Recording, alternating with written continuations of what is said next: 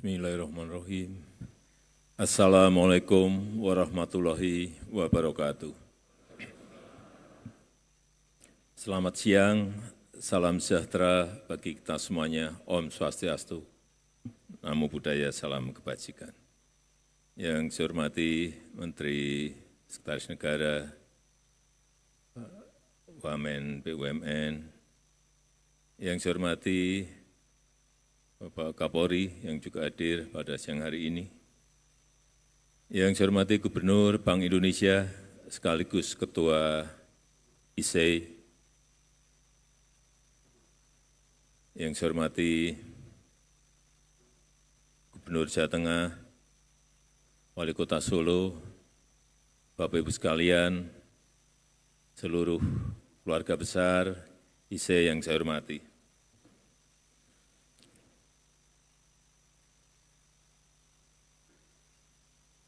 Saya melihat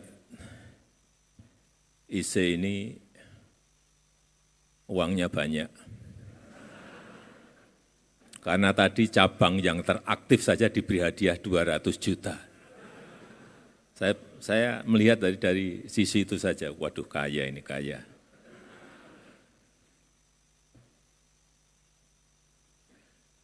Bapak Ibu sekalian yang saya hormati,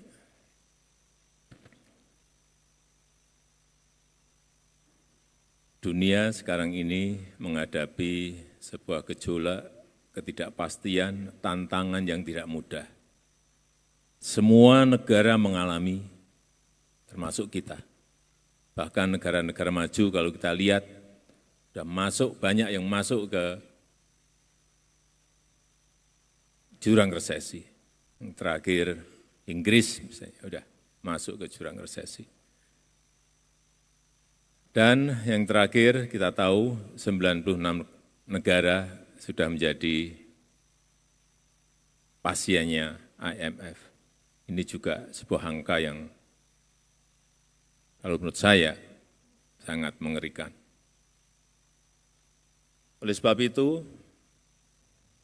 kita harus fokus dalam bekerja mengelola ekonomi kita. Kalau Bapak Ibu bertanya pada saya, fokus ke mana? Kalau saya, sekarang maupun ke depan kita harus fokus kepada pasar kerja.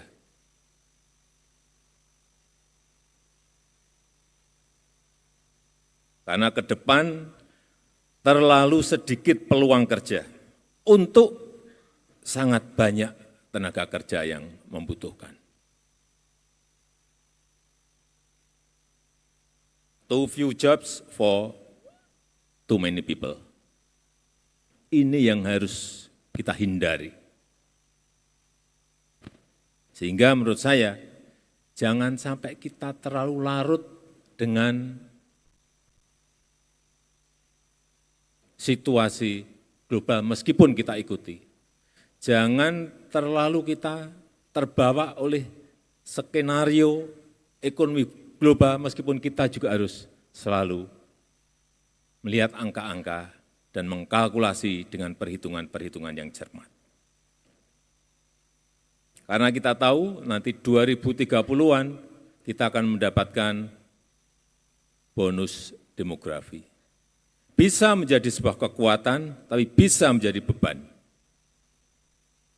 Inilah tantangan paling besar yang akan melompatkan kita menjadi negara maju atau tidak.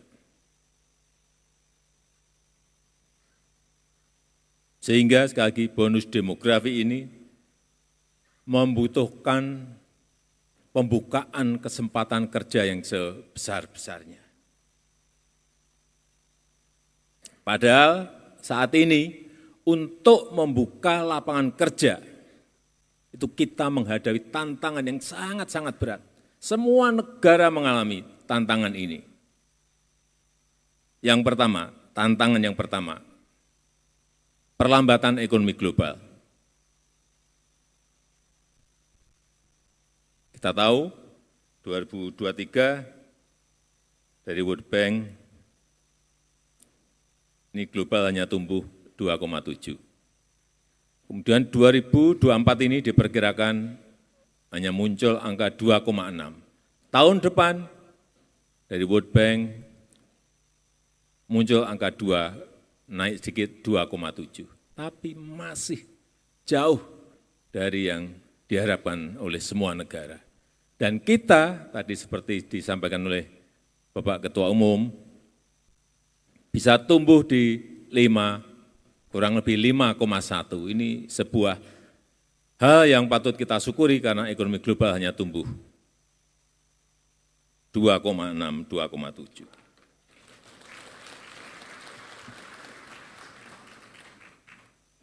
Dan kalau kita lihat juga bank sentral hampir semua negara memperketat kebijakan moneternya karena mengerem agar inflasi tidak semakin naik.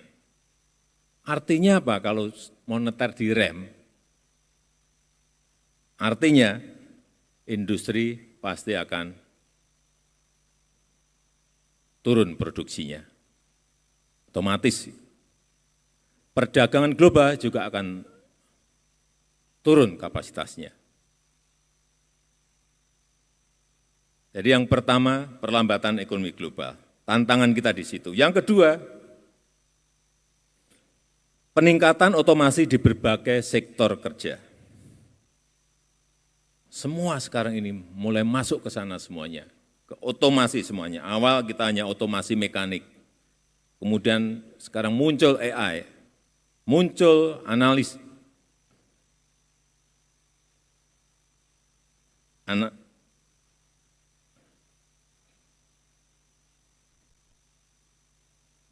muncul otomasi analitik.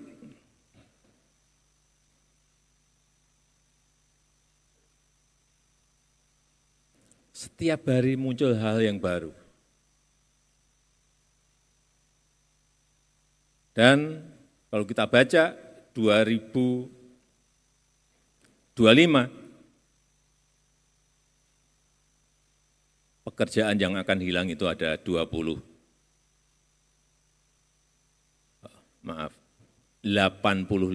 juta. Pekerjaan akan hilang 85 juta.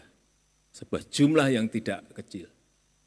Kita dituntut untuk membuka lapangan kerja, justru di 2025, 85 juta pekerjaan akan hilang.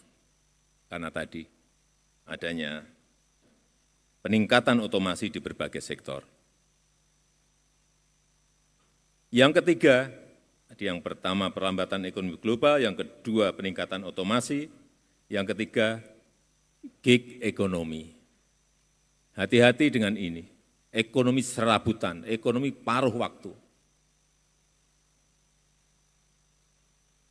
Kalau tidak dikelola dengan baik, ini akan menjadi tren. Perusahaan lebih memilih pekerja independen. Perusahaan lebih memilih pekerja yang freelancer. Perusahaan lebih memilih kontrak jangka-jangka pendek untuk mengurangi risiko ketidakpastian global yang sedang terjadi. Ini trennya kita lihat menuju ke sana. Dan yang bekerja itu bisa bekerja di sini, bisa bekerja di negara lain.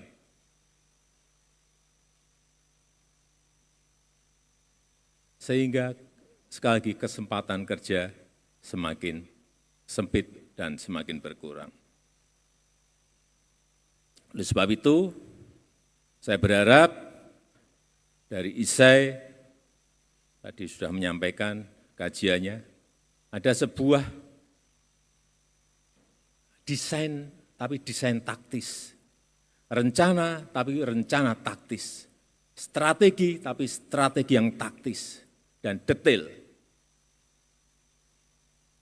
Kalau ada ini, kita harus belok kemana?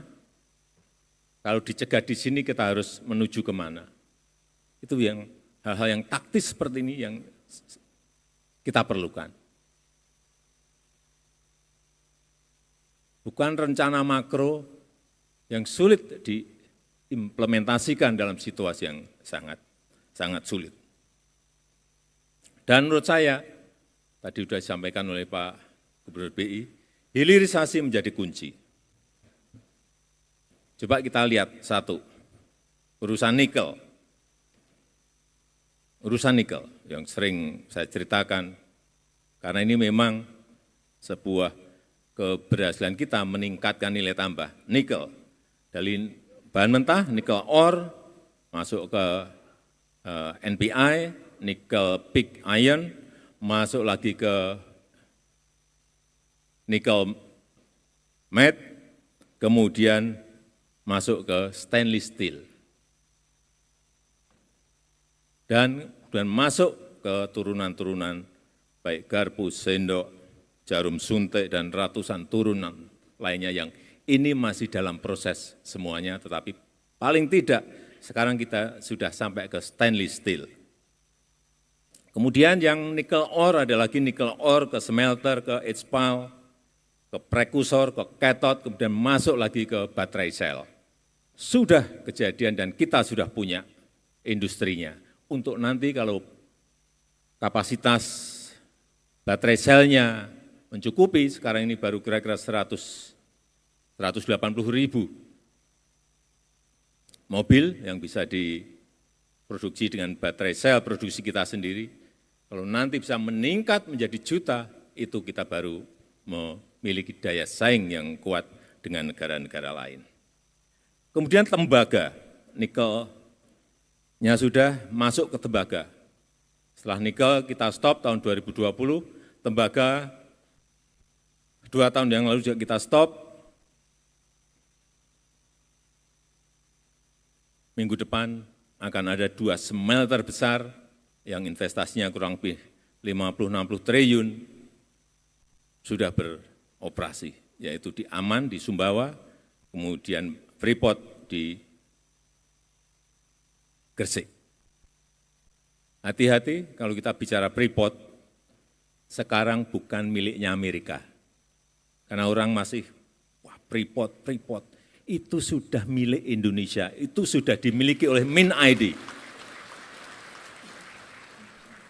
51%, dulu kita hanya punya 9%. Dan sekarang sudah kita miliki 51% dan sebentar lagi akan menjadi 61%. Pokoknya kita terus ambil.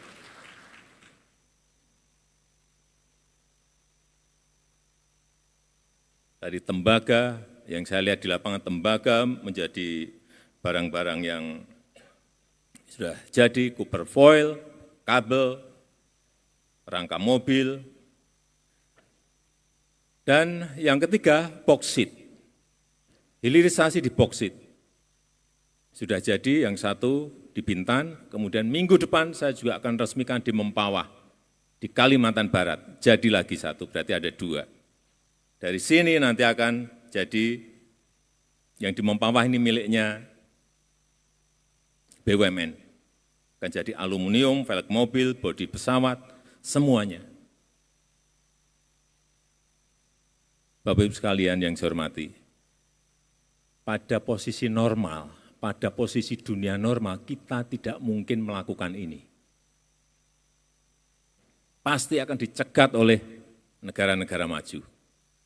Pasti itu. Bahkan waktu akan mengambil Freeport saja, banyak yang membisiki kepada saya, Pak, hati-hati, Papua bisa lepas. Pak, hati-hati, Bapak bisa digulingkan. Pak, hati-hati. Jadi hilirisasi ini bukan barang yang gampang. Karena Freeport sendiri sudah 55 tahun beroperasi, nggak pernah mau membangun yang namanya smelter. Karena yang di sana itu bukan hanya tembaga, ada barang yang lain yang harganya lebih tinggi, yaitu emas. Nah, nanti kita punya smelter sendiri di Gresik, tahu kita berapa ton emas setiap tahun yang hilang dari tanah air Indonesia selama 50-an tahun. Perkiraan saya per tahun mungkin 40 sampai 50 ton. Baru perkiraan. nebak-nebak. Tapi nanti kalau sudah berproduksi baru kita tahu betul, oh ternyata ada emasnya sekian ton per tahun. Jadi kalau tadi bisikan ke saya ya tadi, ya karena barang yang tadi saya sampaikan. Tetapi Bapak Ibu sekalian yang saya hormati, tolong ini betul-betul ISEE bisa mendesain rencana dan strateginya. Yang saya ingin adalah hilirisasi yang padat karya, yaitu rumput laut, seaweed, yang belum disentuh secara manajemen yang baik. Karena dari sinilah nanti bisa turunannya baik ke pupuk organik, baik ke agar, baik untuk kosmetik, baik untuk tepung, dan juga untuk minyak pesawat terbang sekarang ini bisa dari rumput laut. Kita tahu Indonesia memiliki pesisir yang paling panjang nomor 2 di dunia, 81.000 kilometer. Ini sebuah potensi besar, tapi memang harus didesain, harus direncanakan, harus dibuat strategi yang benar sehingga nanti hasilnya bisa ketemu. Pangan yang lainnya, menurut saya yang juga harus dihilirisasikan adalah kopi. Kopi ini saya cek, kita punya berapa hektar sih kopi? 1,2 juta hektar. Saya cek di lapangan, berapa sih produksi per hektar kita? Hanya kurang lebih 2 ton per hektar, atau 2 lebih sedikit, 2,3, 2,5 per hektar. Padahal Vietnam 1 hektar bisa memproduksi 8 sampai menghasilkan 8 sampai 9 ton per hektar. Jauh sekali, masa kita kalah dengan Vietnam? Pada duluan kita. Permintaan semakin naik, harga semakin naik setiap tahun, tapi tidak pernah kita urus. R&D kita, riset kita lemah di sini. Dan juga kakao kita memiliki 1,4 juta hektar. Industrinya ada, tapi bahan mentahnya kakaonya kurang, sehingga kita justru impor. Salah besar lagi. Dan yang lain-lainnya, masih banyak lada, nilam, yang ini turunannya akan memberikan nilai tambah yang sangat besar. Saya hanya ingin memberikan sebuah ilustrasi kembali ke nikel tadi. Nikel di tahun 2015, ekspor kita 3 billion US dollar dalam 1 tahun. Artinya 45 triliun rupiah. 45 triliun rupiah. Kemudian setelah kita stop, 2021 muncul angka dari 45 triliun muncul 340 triliun rupiah.